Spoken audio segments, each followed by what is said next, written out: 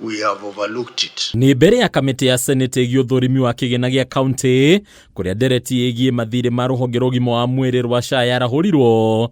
Rĩu senators na ũrũgamĩrĩri wa kaunti ũgĩcakaya ũgwati mũnene harĩ ũheani wa motungata ma ũgima wa mwĩrĩ kumana na mathirĩ maya marĩa matheanĩrĩire nginyagia mambirioni ma mbeca. Kaunti ya MURANG'A ĩrĩa yuma mbere ya kamiti no ũmũthĩ yatarĩrio ũrĩa mathirĩ maya mathiĩte na mbere kwĩyongerera mwaka thutha wa ũrĩa ũngĩ. Ũmũthĩ SHA ĩkĩaga kũrĩha kaunti ĩno mathirĩ ma ciringi mirioni 267.8. Total what we are claiming from SHA is 267,837,108.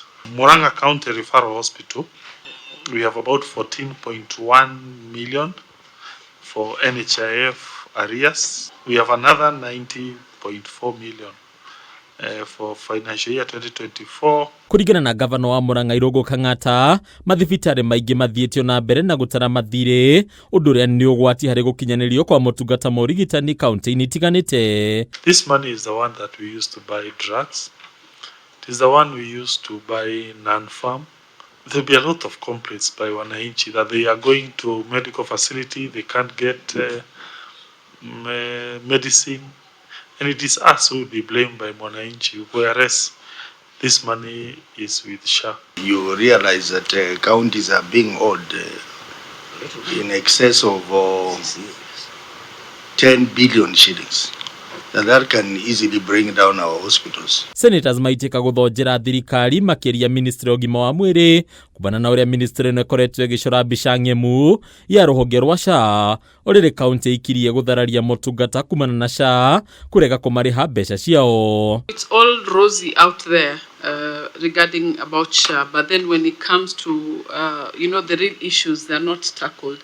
I agree with Senator Nyotu that this issue seriously we have to put down, or we have to corner the CS health on such issues, because it's justice delayed, definitely it's justice denied. You may want to invite the CS health to come and explain some of these things, including the amounts owed to hospitals chair. Come and explain to the committee why this is happening, other than do politics out there saying who will be elected as president and who will not be elected as president. While chair, we have these problems. Ũndũ ũngĩ wĩyumĩrĩtie nĩ mũigana mũnene wa mathirĩ marĩa SHA ĩrarega kũrĩha marĩa moĩkaine ta rejected claims.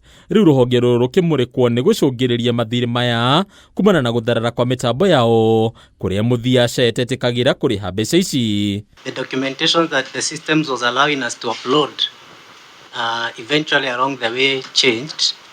That means there were documents that were required, but during the initial discharge process of the patients, there was no provision to attach the documents, only that it changed later and then the claims were rejected without being sent back to the facility for update and amendment, which we were ready to do. Remember, this is a system that cost the Kenyan taxpayer 104 billion.